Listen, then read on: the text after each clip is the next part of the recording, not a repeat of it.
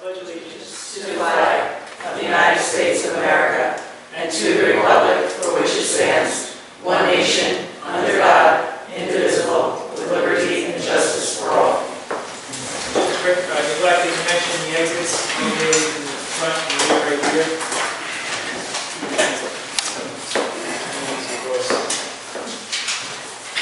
Okay, first order of business is approval of the March 6th meeting.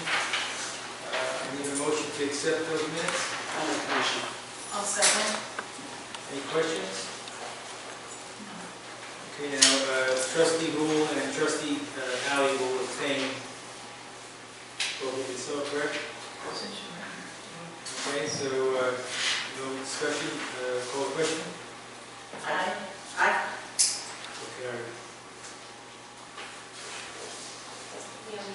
I'm sorry. Yeah, aye. Okay, the minutes for the March 22nd, I'll make the motion. Second. And I'll second it. any discussion? Call the question? Aye. Aye. Aye. Third order of business is budget transfers and budget modifications. Three items listed on transfers and two on budget. Any questions? Anybody? Anybody make a motion? I'll make the motion. I'll second. Any questions?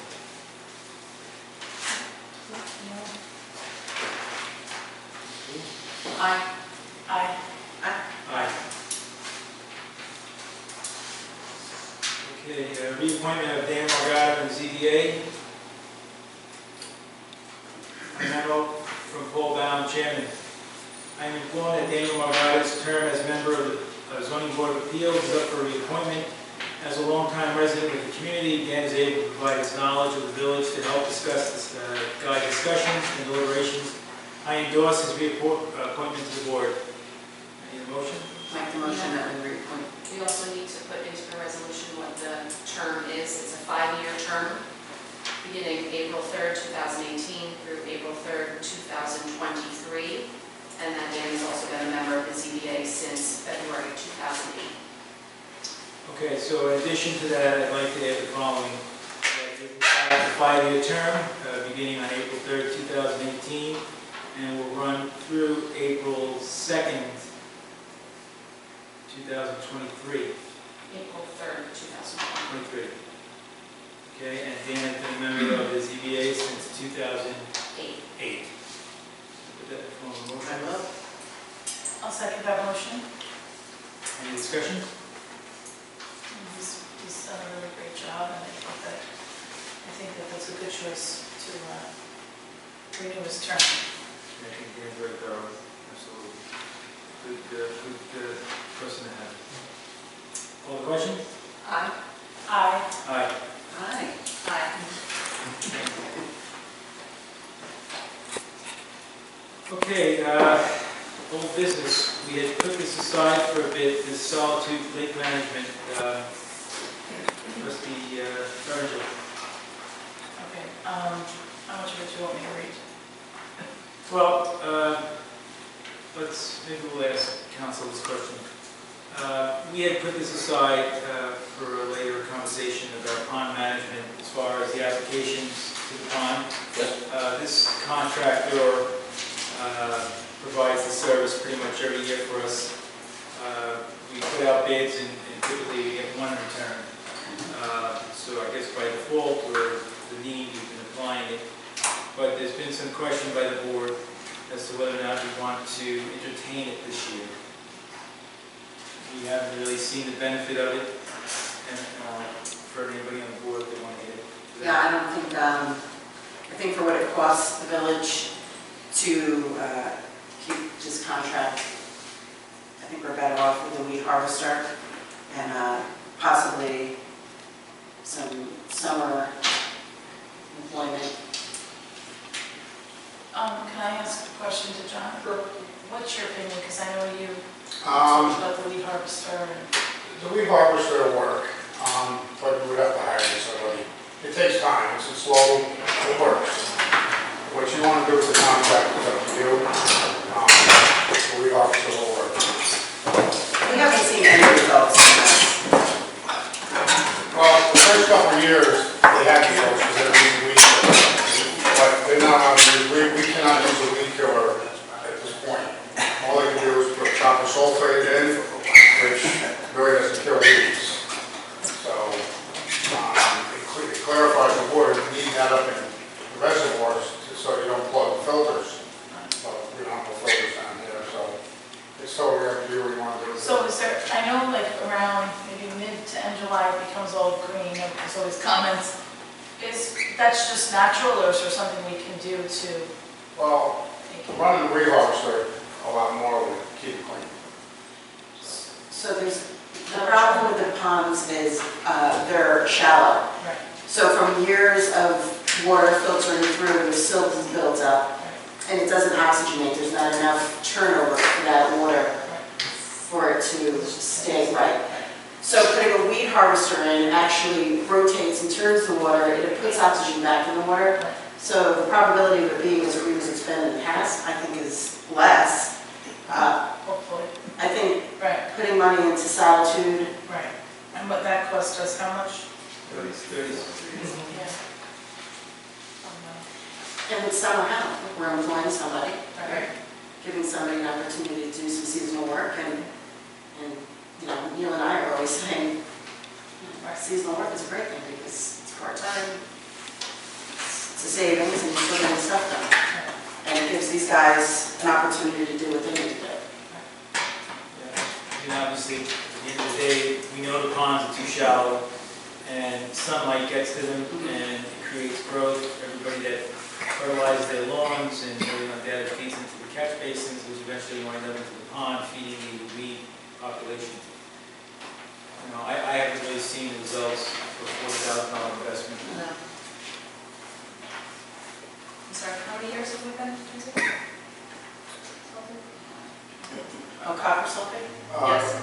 Well, that's been part of the program. Well, the party program, we even used copper last year because we didn't get the, I think it was something with the contract, we didn't get it in time.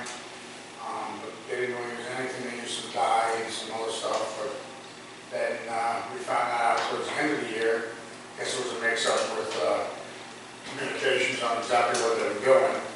And I finally got to the bottom of it, we just put the harvester in. So, John, would you cleared it know, up pretty quick. yeah, would you know offhand, because I do remember this number last year, the 37 change. What number are you talking about? The contract, the proposal number is 37, 37,000? yeah, $38,000. Yeah, I think it was about the same last It year. was exactly the same. It was exactly the same. So do you think we got what we paid for? I don't know what we had, I don't know what the contract was, I wasn't in on that. So, That was before Brian left. sure. So I think what we want to do then, Deb, is we want to maybe do a little research on it Okay. and see that what the proposal provided for, and see if in fact, as John just suggested, maybe we didn't get something. Well, we got exactly what was in the contract, but Oh, that was, I guess, Brian and Jim had taken care of that, I had nothing to do with it. By the way, didn't read the contract, but when it came down to it, the communication with Brian and Jim and Solitude, right.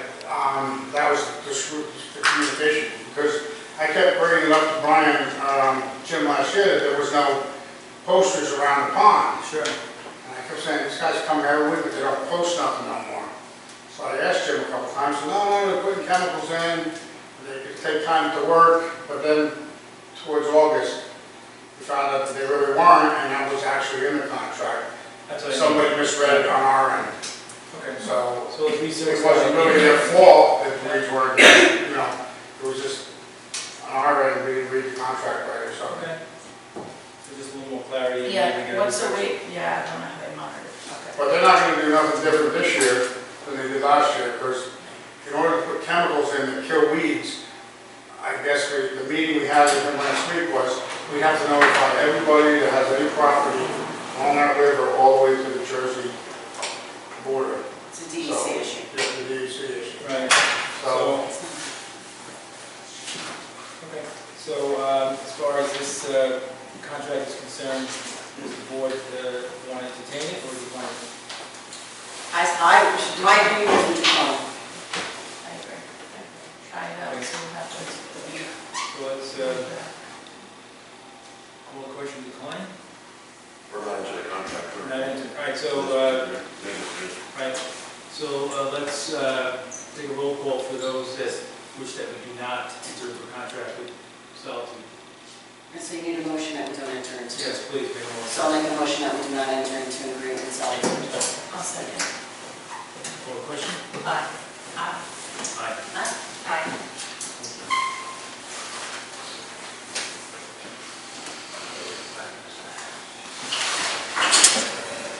so one question, want me to contact them tomorrow and let them know when I'm Would you, done? John? Sure.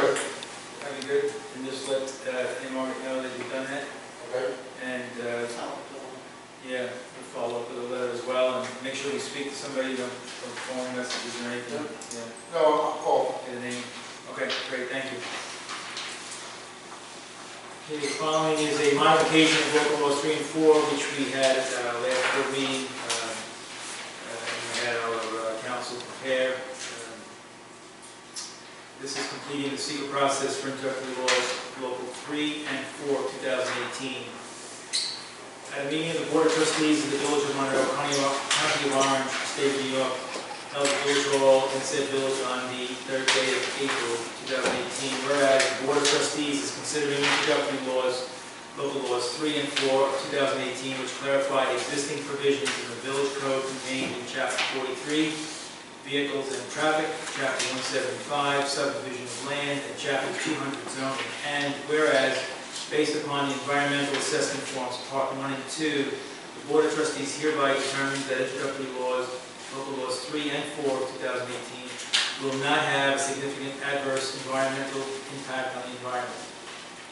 Now, therefore, be it resolved by the Board of Trustees of the Village of Monroe that the Board of Trustees hereby issues a negative declaration in connection with introductory local laws 3 and 4 of 2018, completing the secret process. The amendment of various provisions of the village code ensures that there is consistency and clarity in the code, which will be beneficial to the public's understanding.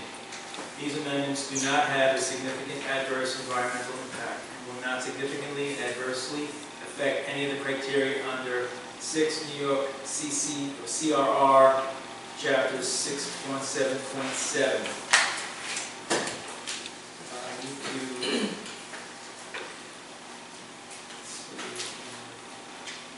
Take a roll call first now? Okay. Any discussion on this bill? I believe, and this question, while we had discussed this in our prior session, Trustee Alley and Trustee Gould were not part of that as board members, but we're given the information, so I just want to be sure that they should be. Right, there's no prohibition, everybody can vote. Yeah, okay. So if you had the opportunity to review everything. Yeah, okay. Okay, so I'd like to call the question. Aye. Aye. Aye. Aye. Okay. I believe that is it. So that concluded secret, so now there were some minor changes that had to be made to the Okay. prior version, so there are, I think behind that resolution, there's Yep. actually local law number 3 as amended, and then Yes, local yeah, law it's 4. combined together. Is it combined together? Yeah, Laura, Okay, starting with local law 3. the resolution though that you all were provided is the adoption, and we will adopt both 3 and 4 together. She has not done everything together. Okay, No change. okay. All right, so the So adoption. that's this next one. Is the two. Yes, you'll see, it says adopting local laws 3 Yes. and 4 of 2018. Okay, so Village of Monroe resolution adopting local laws 3 and 4 of 2018, amending chapters 43, 175, and 200 of the Code of the Village of Monroe. At a meeting of the Board of Trustees of the Village of Monroe, County of Orange, State of New York, held at Village Hall in said village on April 3rd, 2018, whereas the Board of Trustees is considering introductory local laws 3 and 4 of 2018, which clarify existing provisions in the village code contained in Chapter 43, Vehicle and Traffic, Chapter 175, Subdivision of Land, and Chapter 200, Zoning. And whereas the purpose of the local law 3 of 2018 entitled a local law amending Chapter 43, Vehicles and Traffic, Chapter 175, Subdivision of Land, and Chapter 200, Zoning of the Code of the Village of Monroe to clarify and correct inconsistencies, is to revise various sections of the Code of the Village of Monroe to correct typographical errors and amend provisions of the Code to ensure consistency and clarify. And whereas the purpose of local law 4 of 2018 entitled a local law amending Chapter 200, Zoning of the Code of the Village of Monroe to correct the signage district table and clarify provisions related to temporary signage, is to amend Chapter 200 to replace the existing signage district table for compliance with the updated zoning map, and to clarify provisions related to temporary signage in the village. And whereas the Board of Trustees previously adopted these local laws at these meetings on February 20, 2018, but had not received a report from the Orange County Department of Planning or the Village Planning Board. And whereas the Board of Trustees has since received a report for each law from the Orange County Department of Planning recommending that the adoption of the laws be a local determination. And whereas the Board of Trustees has since received a report from the Village Planning Board which suggested revisions to each local law, which the Board of Trustees requested be incorporated, and said revisions were incorporated, and the revised local laws have been on the desks of the Board of Trustees for more than 7 days.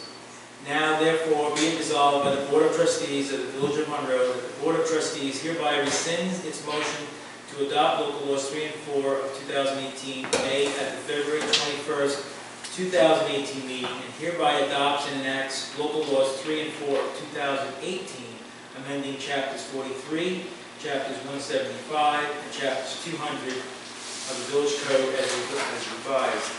I need to put that in form of motion. I'll put it in form of motion. I'll second. I'm sorry, you second. Any discussion? No. Call the question? Aye. Aye. Aye. Aye. Aye. So carried. 3 and 4. Please, this. Okay, on to new business. The first item is the Memorial Day Parade application we received from Post 488. I believe.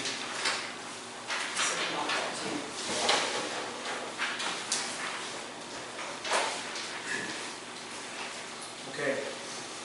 On a motion by resolved, the Board of Trustees approved the following parade route for the annual Memorial Day Parade on Sunday, May 27, 2018. The parade is sponsored by the Monroe Veterans Coalition, VFW Post 8858, American Legion 488, and 1573, and the Jewish War Veterans Post 7581. Formation will start at Smith Clove Park beginning at 12:15 p.m. Step off at 1:30 p.m.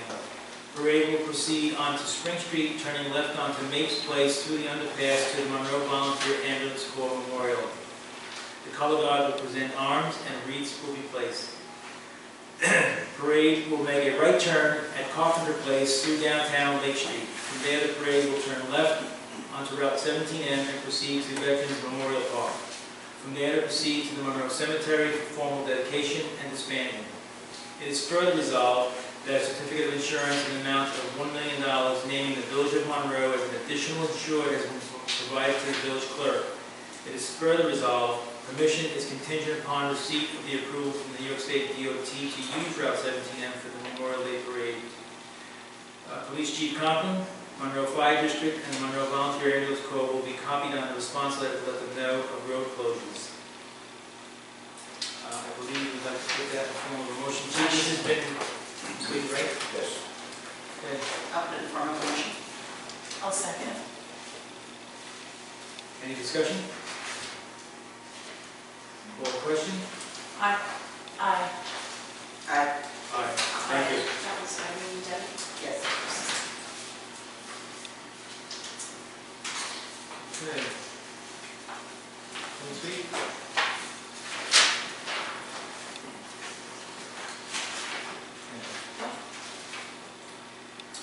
Resolved, the Board of Trustees approved the event application submitted by Paul Campanella, board member of the Greater Monroe Chamber of Commerce for Operation Clean Sweep. This joint effort event will take place on Saturday, April 21st of 2018 from 8 a.m.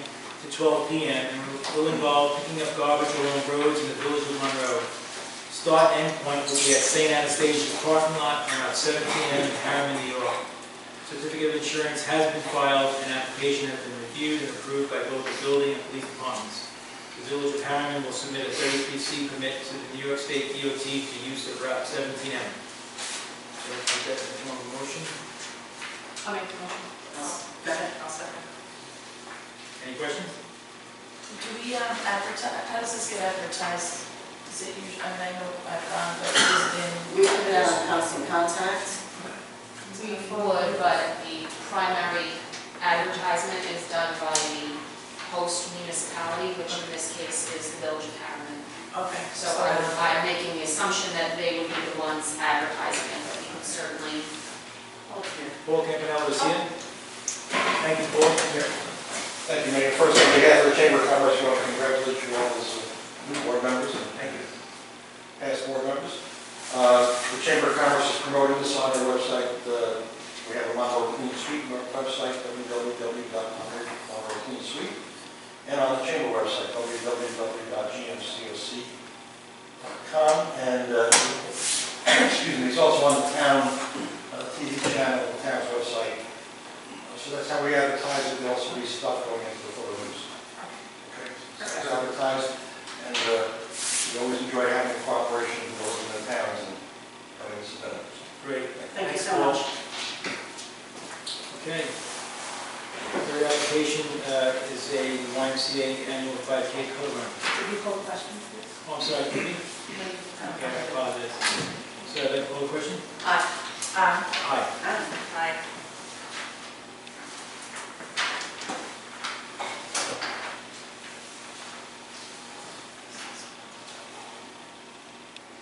South Orange Family YMCA has submitted their application for the annual 5K color run on Saturday, July 14, 2018, utilizing the walking paths around Crane Park and a portion of the Mill Pond Parkway commuter parking lot. Mill Pond Parkway will be closed from the commuter lot to the intersection of Route 17M from 6 a.m. to 12 noon. This request includes approval for setup the evening before on 7/13 and will include tents, tables, and portable toilets. Removal of all trash from the event will be handled by YMCA staff and will be taken back to their dumpsters. Certificate of liability insurance as well as a proof of 501c3 have also been submitted. Application has been reviewed and approved by both the building and police departments. Resolved that the Board of Trustees approve the events application of the South Orange Family YMCA 5K color run on Saturday, July 14, 2018 from 9 a.m. to 10. Is that right, 9 a.m. to 10 a.m.? 10 a.m. Does it say 10 a.m.? No, it's a.m. I just thought it should The be. race is only an hour. Okay, so the time would be closed from 6 a.m. to 12 p.m. is more indicative of the entire event. But Exactly, 7 a.m. Thank you. Utilizing the walking paths around Queen Park and a portion of the Mill Pond parking lot to continue to raise money for the capital campaign expansion project. Can someone put that in the form of a motion? I'll make the motion. Second? I'll second. Actually, I have a question here. Please. When we have something where there's an admission, they're collecting an admission, and just, I'm sure this is standard going forward with anything, but when they collect an admission on something, what is standard procedure here as far as, do we charge them anything? Is it different than the Memorial Day parade where they're not benefiting? I can answer because I'm actually on the committee for this particular event at Hawaii. There is a stipulation in regards to the village and Crane Park that there is really not allowed to be any monetary transactions anywhere on the park grounds. So an event like this and any other events, if there is any monetary transactions, whether it's paying the registration fee the day of, if an event like this one has vendors that may be selling something, all of these tables and people are set up actually on the road.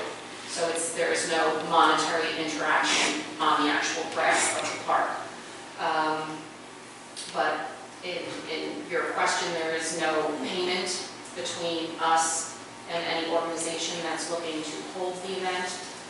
The only time that there may be some sort of monetary reimbursement is a new clause that was added to the events application effective January of this year, where if they are not a military organization or not-for-profit 501c3, they could be responsible for up to 20% reimbursement of any additional highway or police costs that the village may incur the day of the event. And we have yet to enact that because to date, all of the organizations that have submitted event applications have been either military or not-for-profit. That's what I'm really getting at, is the, as far as the police, the costs there. When they're collecting a fee, how is that offset? That's not. We haven't crossed that bridge yet. Okay. And that would then be something I would assume you would discuss as a board on how to address. Only in the instance where they're collecting a fee. It is in the addendum that Scott wrote up that they would be if they are going to be held responsible for that 20%, whatever that amounts to be, that they will be notified of what that amount is, and then it's at their discretion whether or not they want to continue going forward with their application or not. Thank you. Okay, so I need to call the question? Aye. Aye. Aye. Aye. Thank you.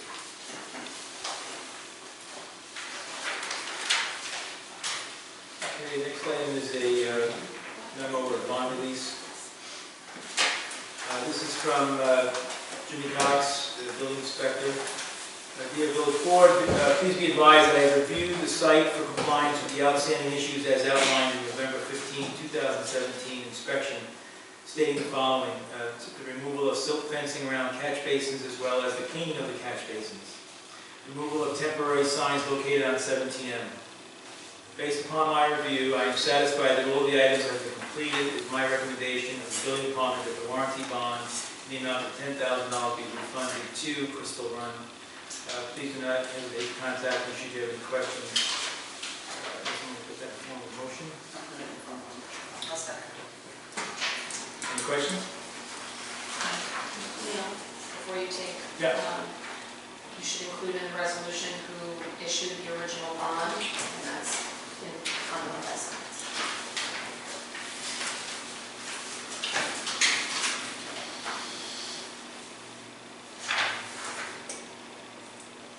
Okay. So adding to that memo, or to that motion, the original bond issued by DDL Construction Services, LLC, and Travelers Casualty Insurance Company of America, bond number 106068671. Motion, someone, please. I'll put that in form of motion. I'll make the motion. I'll second. Full question? Aye. Aye. Aye. Aye.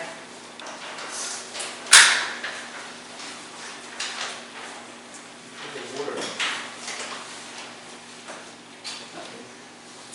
Okay, from a memo from Ernie Maybe. Ernie and Will would like to attend the Hudson Valley Waterworks Conference that will be held April 11, 2018. Their April seminar will be taking place from 8 to 2:30 p.m. at the Montgomery Senior Center. It gives them 5 hours of contact with the Department of Health. They also get water certificates. It's $30 per participant, and they'll be taking their own vehicles.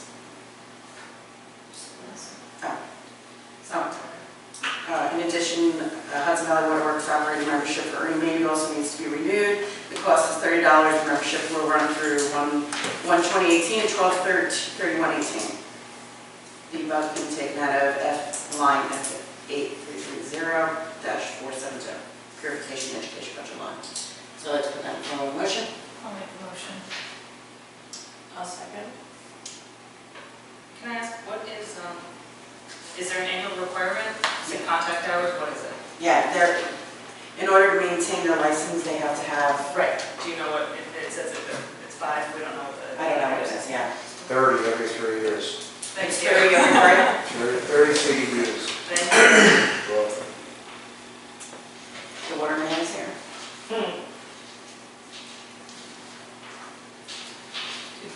So, core question? Aye. Aye. Aye. Aye. Okay, activities committee update, trustee Conlon? So I gave everybody a copy of the activities. These are the events that we're going to be hosting, with the exception, obviously, of Earth Day. Well, what I'd like to do actually, Paul, is if I have an opportunity to incorporate some kind of Earth Day like we used to do in Clean Sweep. I know it's short notice, maybe we can get something going with that. So that's the 21st, as Paul had said. Concert series are going to run June through August. Dates are on there. And then we're doing the 4th of July. We're going to do Farm to Table in September, Winter Festival, and we're doing the Carnival as well, which runs the end of July to the first week of August. And we need volunteers. We need people who are willing to help. So anybody from the public, doesn't matter if you live in the town, the village, we need help. Anybody who wants to come help support, that would be fantastic. It's a lot of work, but it's rewarding, you know. So I encourage the board members to get involved. I think it's a great idea. You know, I think for all ages, to have our kids, our teenagers, all the folks out. You know, we've got a great little village that we live in, and I think we can do a lot of exciting things this year. I agree. And anyone from the public who wants to help, they would be able to help on a particular. Absolutely, They don't yeah. have to sign up You don't have to for sign up for every everything. single event. If there's one event that you think is really, you know, awesome, like the concert series, and you want to do that. I'm sure between everybody, people know people Yeah. have a talent or know how to do a farm to table or. Yeah, so call your friends, rattle the cages. Can you explain that farm to table a little bit more? Sure. So 2 years ago, I wanted to do a farm to table, which my vision then was to shut down Lake Street. And we would spread out long tables, so it'd be like this huge, like Thanksgiving family. dinner. Right. September, I had talked to some of the businesses, they were all on board, they all wanted to make a specialty dinner or a salad or a dessert. The wine store was going to serve wine inside samples, and we were going to light it up, and it was going to be really just super rustic looking. And you would sit next to somebody you didn't know, and you would get to know them, and you get to talk, and know their history, they would know yours. And by the end of the night, my goal was everybody would know somebody new, and it would feel like this huge family environment, the way it should have always felt. I know growing up here, that's how it was for us. We used to have block parties, and you knew your neighbors, and you knew everything about everybody, and everybody knew where their kids were, and, you know, I just wanted to bring that back. It didn't come to fruition, a lot of stuff happened, and it just didn't happen, but it's going to happen this year, for sure. That's a great idea. Now, would that be something that you would incorporate with the farmers market, since they do all their fresh? Originally, we wanted them to purchase an item from the farm market, but it became too much. So I thought, you know, it's farm to tables, they can get it anywhere. They can have Monroe Farm Market, Yeah. ShopRite has local farmers that come in, they can get it from the farm market, but you're not, you know, you're not Yep. required to get it from I the farm think it's a market. great idea, I think. And it showcases the restaurants. Yeah. It gives you a reason to come out. If you've never been to Amendola's, you know, you have something from Amendola's. If you've never been to the Plum House, you'll have something from the Plum House. So, I think that's a great idea. Love it. Is it limited to Lake Street only vendors, or are you going to open up to other businesses to bring in restaurants? I think we're going to do Mill Pond and Lake Street right now. Carpenter, everybody just locally right here. And then maybe the following year we'll venture out to others. See how it goes the first year and then. Yeah, it's gonna be new. So, I know, I did Dancing in the Streets like 4 years ago, and that was, were you there? I was. Okay, so it wasn't a huge turnout. And usually when you do something for the first time, people are skeptical, they don't know, you know, it's like sticking your foot in the water. Right. So that's probably what this will be. Yeah. There will be a fee, because we have to pay Right. for people to make food, so there will be some cost to it. But we'll see, I'm hoping it's gonna be something epic. And Carnival's on here? Carnival's on there. Date. We don't have a date yet because, Real soon. We're still working out the details. yes, we're still working on the details. TBA. Excellent. Good Good work. very much. Okay, last item on the agenda is follow-up to outstanding water accounts.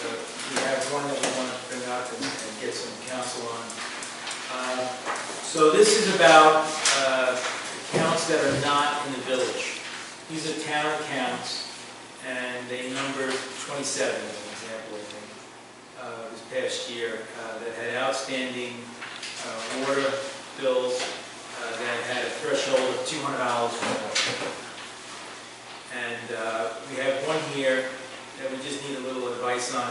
We actually sent out to all the delinquent ratepayers that they had an outstanding bill that needed to be taken care of and that they needed to do it. We are allowed, from what I understand by village law, to shut off their service twice per year should they not comply. We have one gentleman, water account number 1064, and he has not been really cooperative. The history of his account has shown in the past 5 years that he never pays his water bill on time, and as a result incurs fees. He has suggested he doesn't want to pay fees, he should be paying fees, but he also doesn't pay his water bill. And he's accumulated an outstanding bill right now of $3,815.92. So I just need a little direction that I can bring toward the water department on how we can deal with this. This is probably one of three very egregious. We have one that's just off the charts in arrears. This one though is pretty significant, and I'd like to know what we can do to encourage them to comply. As opposed to turning off the water heat, or? Well, I mean, you'd certainly like to make some kind of an agreement. You know, we had one, I remember a couple of years ago, with a commercial ratepayer down the other side of the village, and we made an agreement for him to come in with two payments, and should he not, it would be shut off, which would be detrimental to his plaza. And he, in fact, honored that agreement. So we were willing to work with him, and we certainly would like to work with this gentleman or anybody else for that matter, but they have to pay. Right, I mean, just looking at the correspondence, it appears that he's disputing the penalties, which are in your village code. So, I mean, to me, what I feel is appropriate is that if you want to take an action to say that his request that the penalties be waived, has been whatever, either accepted or denied, and give him a date certain to, you know, propose or seek a payment plan, if that's what you want to do. And the ultimate recourse would be that if it's not addressed, then his water will be shut off, which is the village's right. I mean, that's kind of, you need to figure out. I think first you have to say whether you want to entertain a waiver of penalties or not. That would be your formal response to him, based upon this memo, which is dated for Friday, March 30th, right? So,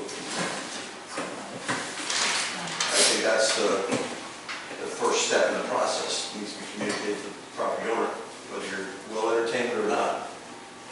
And then, if the answer is no, he needs to understand that it needs to be paid within a certain date, or And then it just keeps accumulating, right? Correct. So may I interject?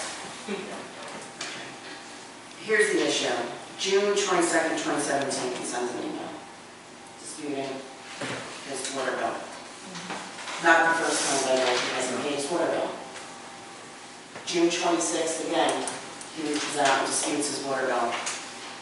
He then again disputes his water bill on, what is this, March 26th. He disputes, 28th, I'm sorry, again. All along, could have paid his water bill, not accumulating fees over and over again. Here's the reality of it, and I say this to everybody that comes here. At some point, you have to stop the insanity. Everybody knows that there is a cost to getting water. You have to pay for services that you receive, whether it's sewer, water, some other issues. I mean, if you live in a village, you have other things that you have to pay. You're getting water. You're getting something that you need to pay for.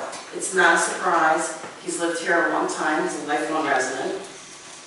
To give him another opportunity to pay a bill that he's already saying he's not paying seems counterproductive to me. I think you pay your water bill or you get shut off. At some point, we have to take a hard stance. That's my opinion. Well, I think to council's point, I think the first action we need to do is to apply to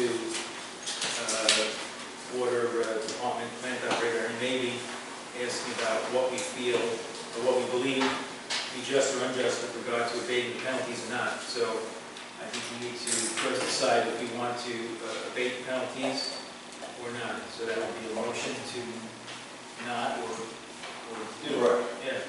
So if someone would put a motion on the table. I would like to put a motion on the table that we do not forgive his penalties. Any second? I'll second. Call the question? Aye. Aye. Aye. Aye. Okay, so that's the first step. The second step is he does have a window between today and the shut-off date. Does the board want to entertain the opportunity? I believe it's April 13th, excuse me, Friday, April 13th.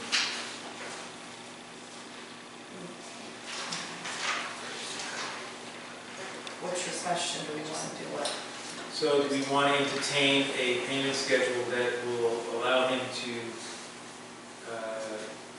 for whatever reason, once he's become aware of the outstanding bill, including penalties, that it is due and payable to the Village of Monroe Water Department? And should he, he can make any kind of payment plan he wanted, but at the end of the day, he's got to pay by 13th. Well, he's still going to accrue late fees because he's going to have an outstanding balance. Well, as of the April 2nd, as of yesterday, his balance was $3,815.92.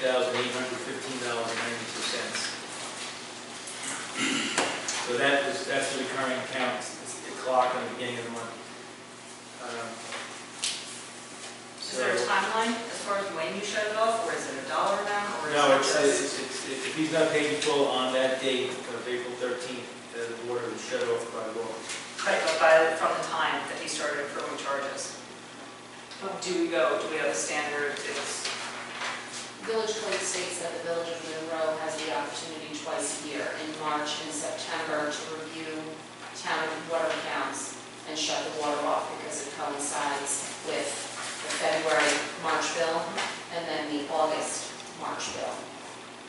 They're doing it now because we're getting to tax time when any unpaid water rents for village residents will be able to, those balances will be able to be re-levied onto their village taxes. So it is corresponding around the time frame in which the water department will have to notify the clerk's office as to what accounts those are, and I provide them to the Office of Real Property to be re-levied. So it was not done in the fall. It was done once July of 2016, and it was done again, we'll say June, argument's sake, of last year. So it has not been done twice a year as the village code states. Just some other factual pieces of information regarding this. This is someone who was given an opportunity last year to pay the outstanding usage and not the penalty for whatever reason, to keep the water on, and he did do so. But as Irene mentioned, that was only after he and a couple of other people made various phone calls to the water department and to the clerk's office, debating and being argumentative over the bill. And it is now resumed again this year.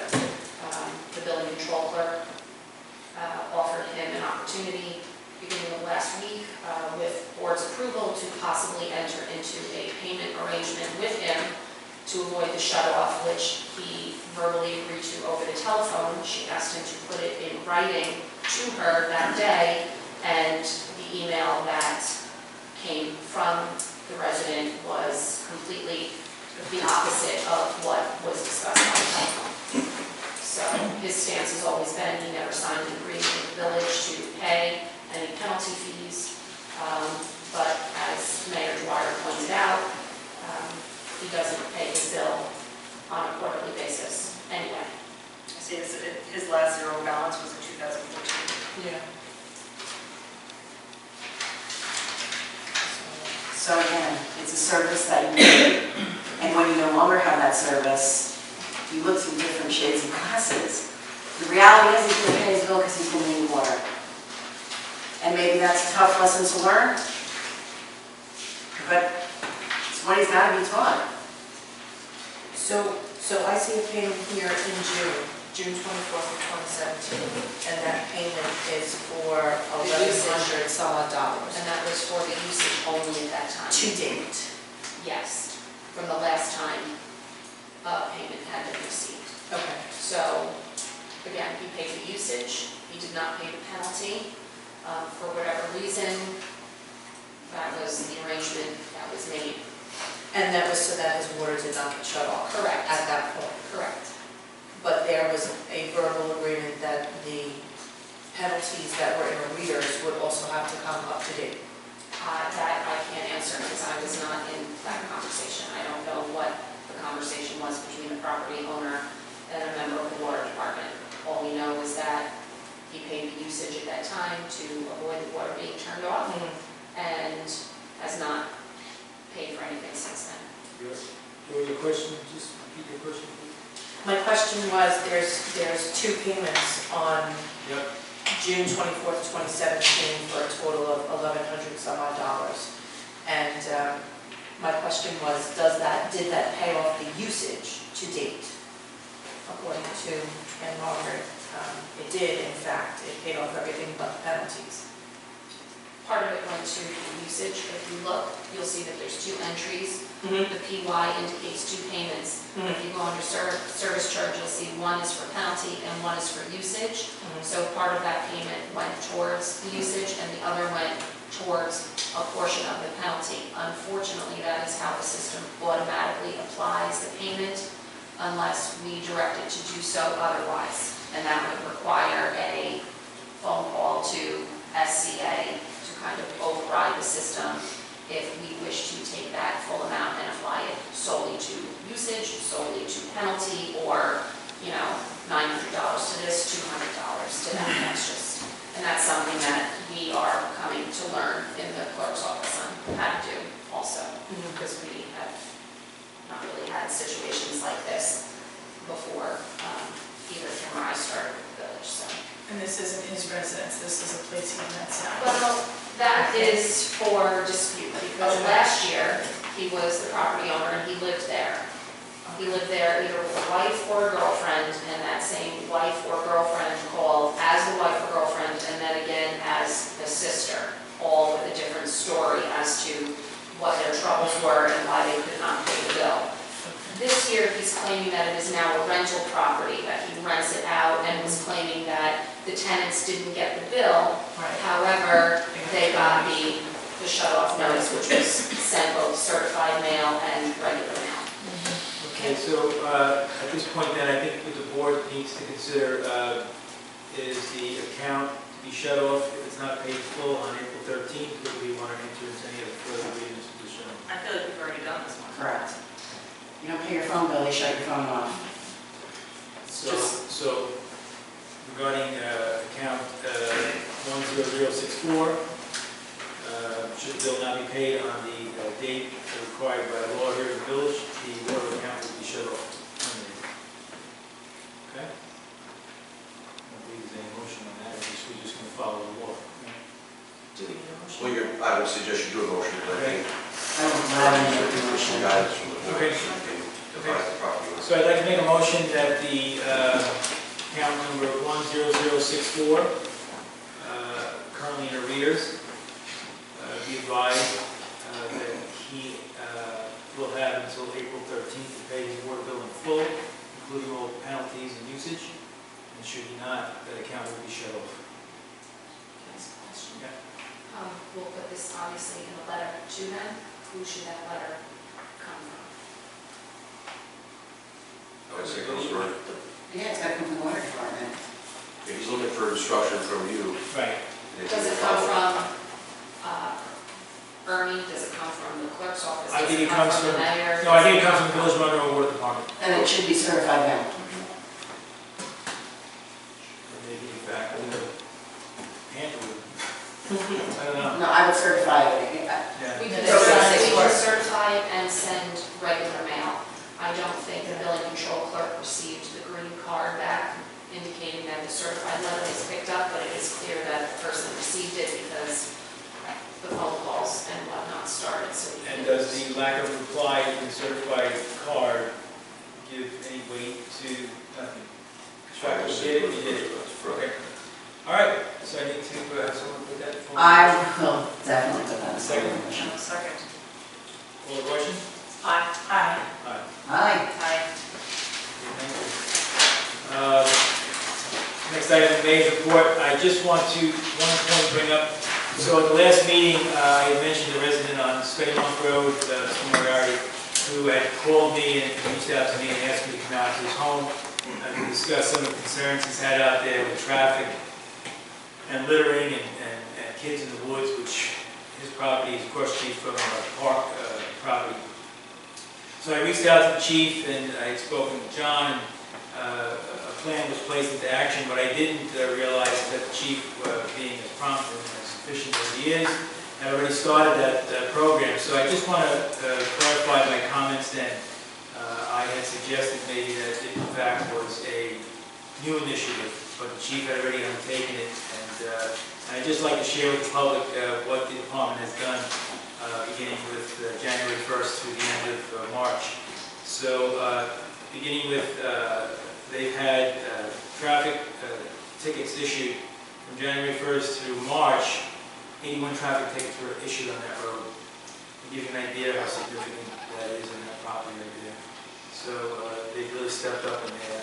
And then the second item was they did a radar detail out there, 23 different occasions during the same period of time. So they're going to keep on. There is, there's a problem with the road to begin with. It's got a nice elbow to the turn, which takes you right out of the village, and that in and of itself creates a problem. So unfortunately, when the road was built in probably 1742, it worked. And it doesn't today, minus blacktop, it's the same road, essentially. So I just wanted to thank the chief for that, and the department, and from my end, I'm good. Thank you. You know, the two-way memo. Oh, yes, I'm sorry. One moment.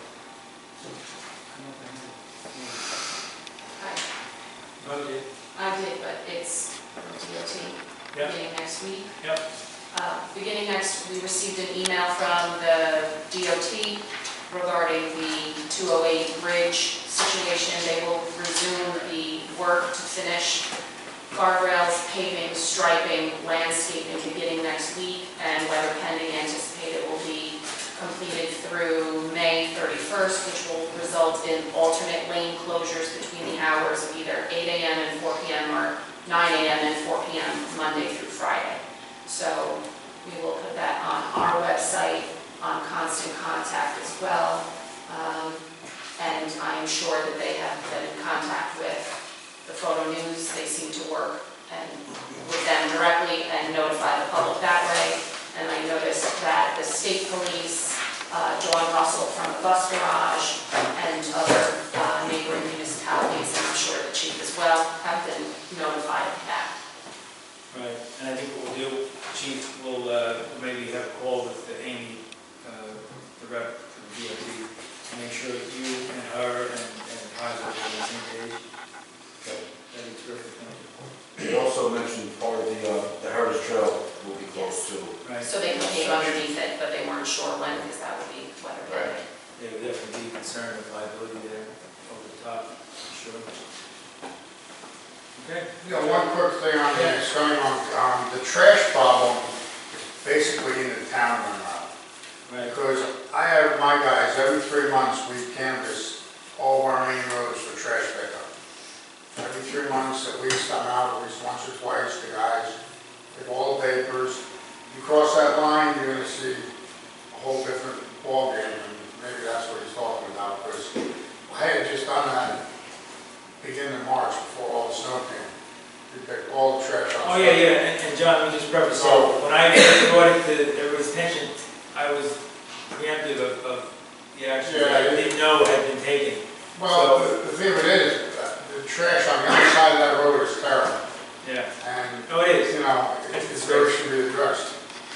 Yeah, we need to get serious about this serious about it, and I think the board will address it. Well, I'm talking to the town side, somebody should Well, I talk think to both, yeah. Because it's horrible. Yep, yep, And you think you were driving through a landfill. yeah. So I think there has to be some cooperation between both municipalities on both enforcement and cleanliness, right? Well, yeah, that and the state road is, you know, should take a little more. Which? The state road, 17, Oh, it's like pulling teeth to get them to do something, yeah, you know? I know. Thank you. Any trustees have any to share? I want to thank you, John, for all your hard work with this winter. Uh, It was a brutal one. Not over yet. I know. But let's hope. It's not over yet. This weekend. We'll see what happens.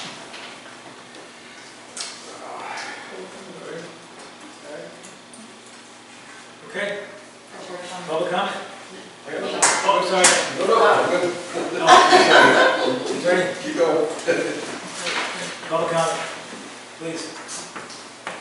Just a few things, most regarding the agenda tonight. Yep. I know when you do reappointments, you had one tonight for your ZBA, and I've seen that gentleman in action. He does bring a lot to the ZBA. But shouldn't we be advertising that there's a possibility of an opening, to try to get some fresh blood in here? Because I see planning board members, 30-plus years in, and if nobody knows that somebody's position is up and they're going to be reappointed, or maybe not be reappointed, shouldn't we be advertising it to at least get some, some resumes in here, applications, and try to encourage some new blood to some of these boards? Just something to think about. Yeah. And going forward. I also saw on here that the Smith Farm letter of credit expiration was 3/24/18, down on the bottom. I can tell you that just before close of business today, Catherine notified me that that has just been extended. She's waiting to get the new letter from the bank, and that has been extended for 1 year. Okay. And just with the nature of time in the meeting, Letter of didn't have the credit? opportunity to update it at the bottom of the agenda. That was a letter of credit that we had. Yes, it expired the Okay. date. All right, we'll just bring it up, just make sure you're aware of it. What's the status with the budget for the 2018-19 year? We're going to be continuing working on it, John. We haven't completed it. We plan on having another workshop. We'll post that date, and from there, I think we'll do a document on the 13th. And the status of the transmission mains from the Monroe Reservoir to the filter plant? Honestly, I'm not up to speed with the most recent information. I know Delaware Engineering has been working on a plan to address it, and I probably need to follow that up. So I will do that, and I'll report back at the next meeting for that. Is the second water main leaking? No, It's not. no. I'm trying to find my email from Ernie right now, so if you give me just a moment. see anything that jumped out at me that you may be budgeting to do repairs or replacement on that. So I'm kind of curious if you're going to budget monies to do the repairs on that main. Personally, I thought I heard here that the second main was leaking when the engineers were here a few months ago. But I'll defer to you if you say that you heard it. Again, that would be a concern, because if you got the one main shut off and the other one is leaking, Yeah. you only have one other well in this village down in the park, and it can't handle the daily demand here. Right. So you would be in trouble real fast if something let loose on you. Regarding that added village water account, I did that for a lot of years, added village account, shutting them off. And you got to remember also in your code, you have shut off fees and turn on fees. And We do. if you got to send somebody out after hours to turn somebody's water back on that you shut off, they get billed, the employee's time gets billed as well as I think it's a $25 turn on and $25 to turn off. John, actually, in the letter that was sent out to all the clients and arrears, they were given that information. You're right. There is turn off, turn on, after hours. They were given a full schedule of fees that accompany the account arrears. Okay, another question too, regarding sending the guys to the water conferences, which believe me, I'm all for. My question is that they're taking their own vehicles, and if they're on village time, you may have an issue with workman's comp. God forbid something happens. And why aren't they using the village vehicle and they're using their own personal vehicles? Well, I don't think using the village vehicle or using their own personal vehicle includes their coverage on the workman's comp. If they're on business for the village, they're covered under workman's comp. So I don't think it necessarily matters what vehicle they're using. I could ask, I don't know why they would be using their own as opposed to a village vehicle, but I don't think workman's comp would be affected. If I'm understanding your question, whether the workman's comp would be part of it or not part of it, if they're on business for the village, workman's comp applies. Okay, but My answer? well, yeah, you answered somewhat, but you would be dealing with that employee's insurance company that insures his car as well. So you got other issues that go into that, because that means you're paying him mileage to use his vehicle. It does leave you on the hook. I had that when I was an assistant fire chief before we had cars issued to us. Sure. And the village board was paying us the federal standard Right. mileage rate. Right. And I did get into a car accident. And the village, when everything was said and done, the village had to pay me my out-of-pocket expenses on my deductible and a couple of other things. So that's why I say be careful with that. I did experience it quite a few years ago. So what we can do there is we can reach out to our insurance, which you're familiar with, and we can find out what exposures and or benefits or not there are to that end. So I appreciate that. Right. And the last thing I had was on your pond management agreement. I know years ago we had Allied Biological here. You mentioned a different name now, so I assume there's somebody else doing it. Sure. Just a couple of clarifications. I used to hold an aquatic certification with the DEC. The weed harvester is a mechanical device. It does not add oxygen to the water. Okay. That was the reason why the fountains, we started putting fountains in. Basically, that's like cutting grass. You harvest, you're going to have to keep going back and doing it. They need to find out what type of weed they have in there, whether it's milfoil, whether it's water chestnut, and they have to treat for that certain invasion of unwanted weeds. But is it a chemical, John? Yeah. Yep. So they have identified, give me 1 second, John. Now, in the years past, and what John was referring to before the village could control the water going over the dam, you now have the control valve repaired, they had to do notification all the way down. In the event that you got a heavy rain, you couldn't control it. Here, can drop that water level to a certain point and pretty much assure you're not going to get water over the dam if you get a rain. So I don't know if that's, you have to check. It's still that way, John, but what the guy was explaining to us, the DEC changed the laws. Now something about you can't use these chemicals unless we notify every single home or property owner all the way to the Jersey line. And then you would have to make sure that the water wouldn't run over the waterfalls for 72 hours. Right. And he says, which they're not going to be able to do this year anyway, because they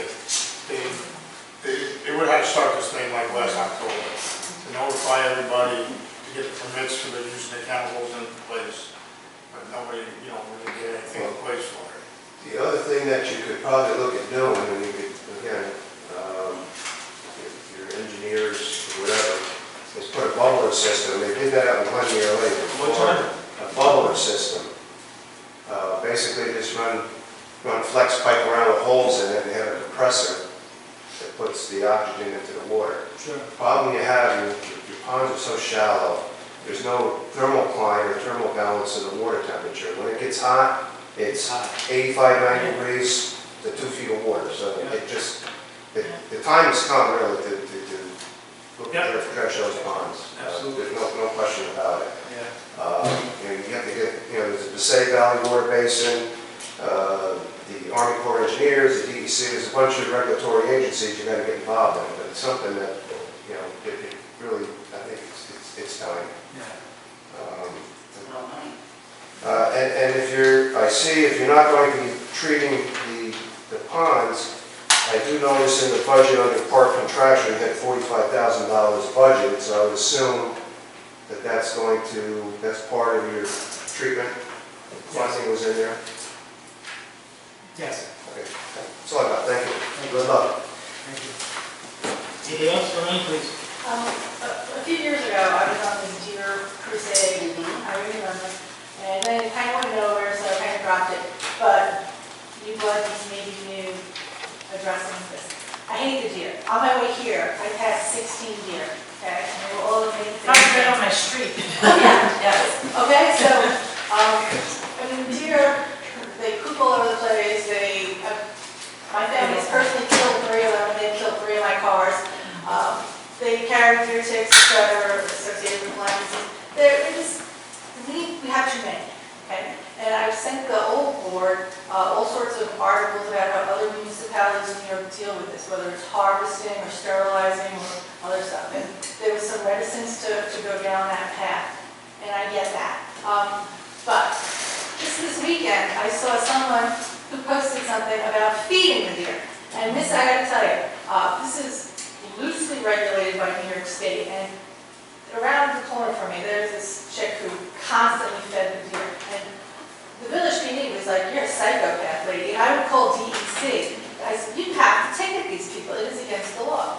And no one really wants to do it. People talk to them, but I am hoping that perhaps if the DEC is loosely regulating this, how about we consider a local law?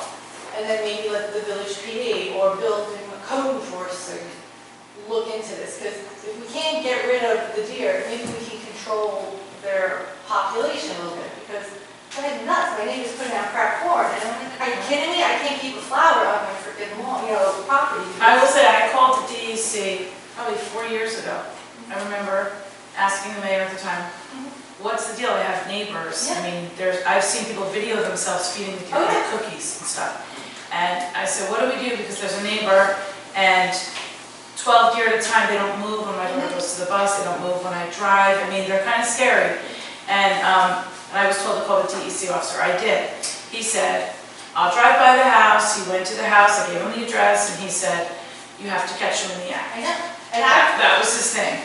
then they have one DEC for like the whole damn county, and to.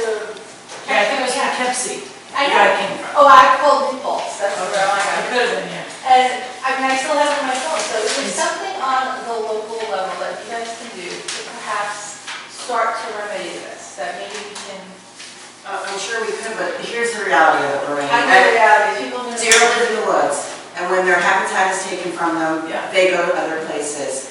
So there's multiple factors here. One, it was winter, so they're looking for food, and it's not just people who are feeding them. If you have a bird feeder out because you feel, sorry for the birds. This is all summer, this is not It's in just the a winter summer, yeah. thing. This is all. No, I get it, but when you're taking an animal out of its element, and we are squeezing these animals out of their element, and they're forced to go in people's yards. I mean, it seems a shame to have to kill the deer because we want to put up buildings and. But Irene, when there was granting geese in the goose ponds, you guys addressed that. And if I had a herd of 24 rats running down Ironworks Road, people would be losing their freaking minds. Absolutely. So, like, But covering eggs is a little bit different than, I mean, how do we vacate a deer's womb? You can't do that, Lorraine. The deer get pregnant, but there's nothing we can do to prevent that. So, I don't want to harm the deer, but I agree with the not feeding them. yeah, why can't we just start? Because it's also. I agree, but the They're- problem is they're still coming. If you put out bird feeders, they're coming. You have shrubs, they eat the shrubs. They're gonna find food. It's just Where are they coming? I see coyotes in my neighborhood, and I'm like, yes, because I know that maybe they'll solve some of my problems. But some people be like, ooh, coyotes are bad. It's like, if we're gonna love nature, and the deer are being vacated, then we gotta love the coyotes too. You're not gonna get it. I believe in the cycle of life, and I believe The everything has. problem, the problem is really right now, and I read this article not too long ago, in a magazine I get from the state of New York. They're not going to ticket anybody for feeding deer no more, because there was 2 cases brought in Sullivan County, and what happened was the guy walked into court, sat down and said, I'm feeding the squirrels, and I can't help the deer come. So they threw it out of court, and the DEC got upset about that and said, well, we're not going to write no more tickets. There's no point in writing a ticket if it's not going to, how do you enforce that? So they're not going to write tickets. I'm feeding squirrels and rabbits and all those other birds. I can't help it the deer come. They threw it right out of court. They didn't demand a real fine. So that was 2 instances in Sullivan County. Oh, yeah. And so they're not going to write tickets. So this is So, how, so I'll just ring their bell and be in their face. Cool. Yes, please, Paul. Okay, so I just want to remind you that the village is not a member of the Chamber of Commerce. You're all welcome to come to any Chamber of Commerce meeting. Sometimes there's a fee, sometimes there's not. This Thursday we have a free meeting at John Joe's. You just come in and buy your own coffee and your own whatever you want. Thursday morning between 8 and 9. The Chamber's website is available for you to put notices on. You've got a calendar. As members, somebody should learn how to use the Chamber website to promote things when you want to have an event or something like that. Certainly, some of the Chamber members are more than happy to volunteer work. Awesome, thank you. Well, just a heads up, so part of our reorg last night included adding some new, I'll call them liaisons. Liaison to the Greater Monroe chapter is Trustee Alley, and Thursday morning we both will be there. Very good. Look forward to seeing you. Look forward to working with you. Anybody else? Okay. So I'd like to ask for a motion to go into executive session. Adjourn. Oh. Adjourn? No. First